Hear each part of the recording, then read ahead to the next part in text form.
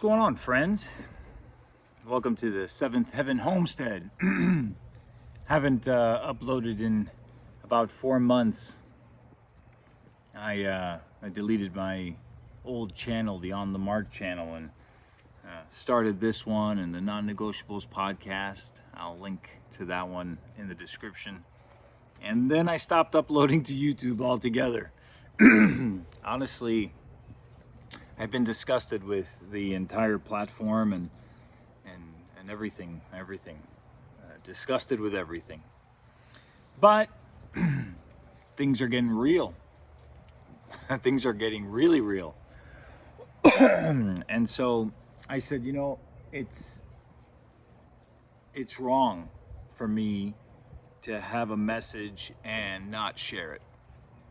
I don't think that, you know, I got a message that's a mission and it's going to save the world or save anybody. But if anybody out there is inspired or motivated to do something, given where we are in this crazy world today, if even one person is motivated to make a move, then it's worth it. It's worth the time, and it's worth the heartache of dealing with this platform. About 5 months ago, I uploaded a video to this channel where I showed you guys my quail. I bought like 40 quail from Murray and McMurray Hatchery, and you know, I showed you what I did, and I said in my message then 5 months ago, exactly 22 weeks ago tomorrow, was do something. Do something. Go and get yourself some quail. If you're living in an area where you can get chickens, but do something, some sort of self-sufficiency. Get a bucket, get some dirt, plant a tomato plant, anything. And I'd be interested to know in the comments which of you, or if any of you, actually did that. So today I just want to kind of update you, and I want to show you what's possible if you just do something. So I'm going to show you clips of my quail.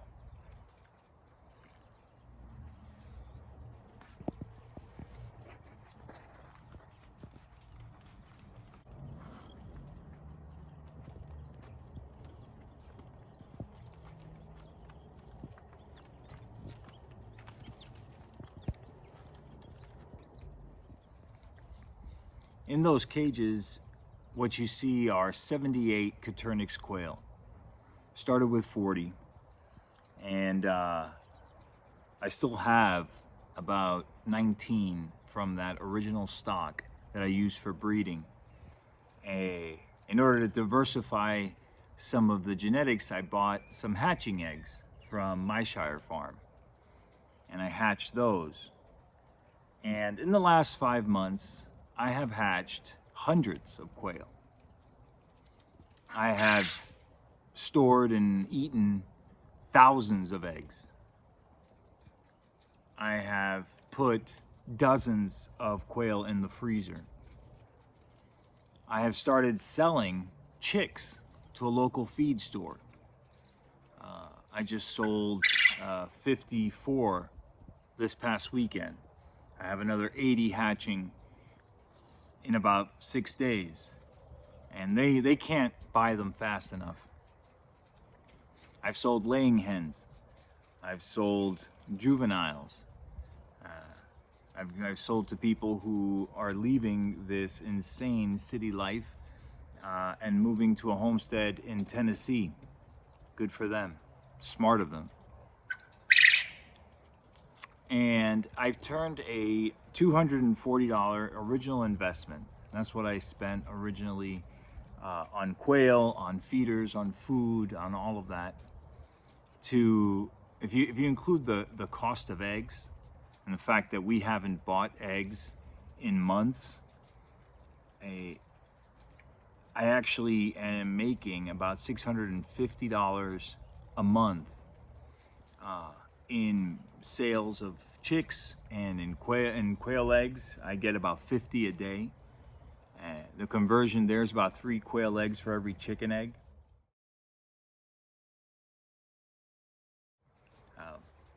I'm feeding my family all the eggs they want to eat, and I'm having to pickle big gallon jugs of them so that they don't go to waste.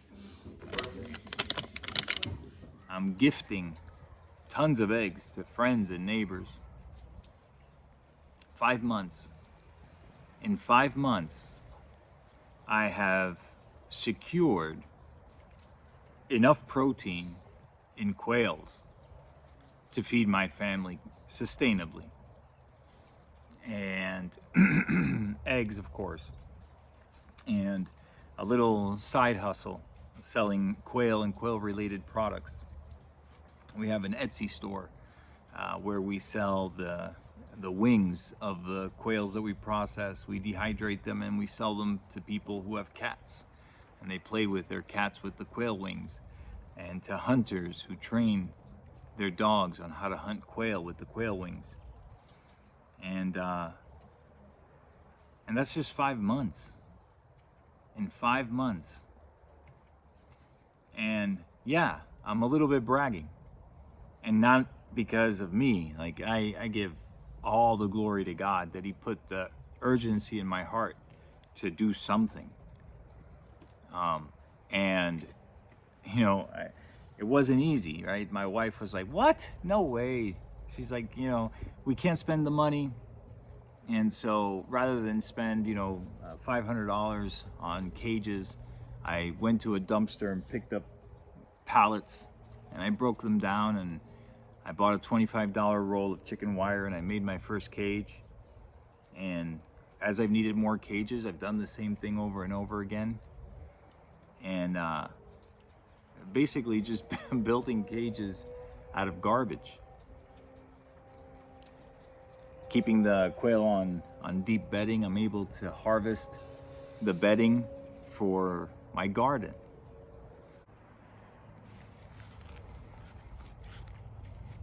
Composting all that deep bedding.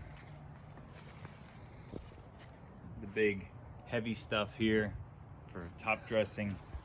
The fine shavings here for the actual pots.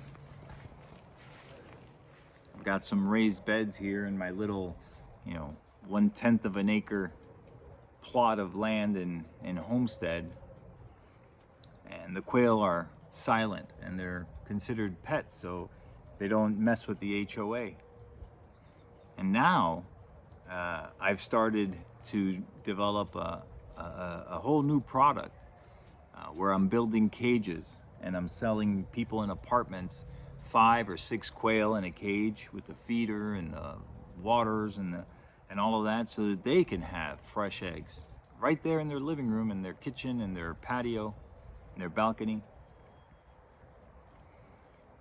All of this stuff was just born of doing something, taking a step. And there's other things happening, and we'll talk more about them in the days to come.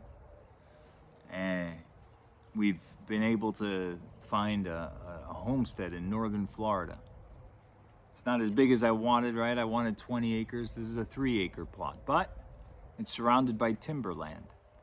So there's opportunity to lease land there. And, you know, they say the perfect is the enemy of the good. And so I got what I could afford, and the Lord opened doors so that we could buy the place. And the place comes with chickens already, which is nice.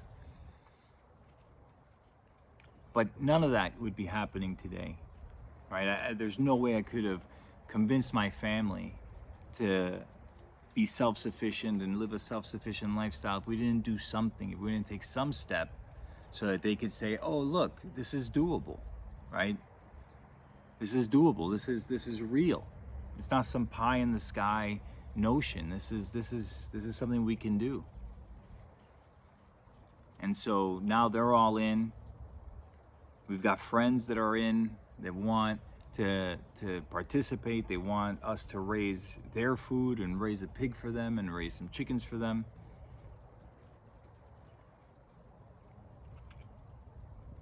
Got to do something. Do anything.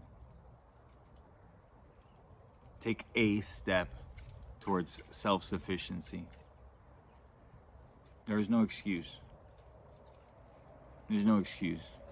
The only excuse that I could possibly see is if you live in a concrete bunker where there's no sunlight and no windowsills for you to put a plant in the window, and there's no circulating air, so you couldn't possibly have any livestock, and you know you're living on half a pound of bread and a quart of water a day, and you've got no income and no means by which to make any income, and that's it, and then you're just basically in some sort of prison. That's an excuse I'd buy, but anything short of that, and honestly, at this point, you have no excuse. If you're self-sufficiency, prepper-minded at all,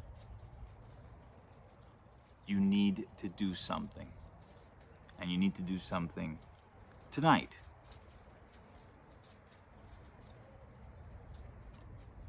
Things are just going to get worse. Inflation's going to be insane. You've got adversaries of this country floating explosive balloons across our entire nation. You've got social media that's going to do everything it can to dumb down and stupefy your children, and you, if you're stuck into that whole thing. You got a government that is itching to convert your money to digital so that they can dictate what you buy, how much of everything that you buy. It's here. It's here. That looming disaster has arrived. And if you're still sitting on your hands, if you're still just hoping for the best, you're running out of time. You're running out of time. Anyways, God bless you guys.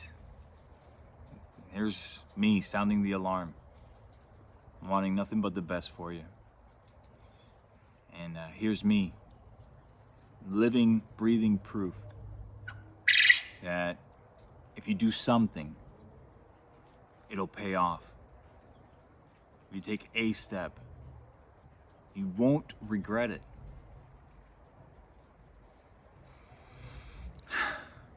I'll upload more. We'll talk about this more. Some other details I want to get out to you guys. But not tonight. Tonight, I'm going to sit here. I'm going to enjoy my birds. I'll talk to you real soon.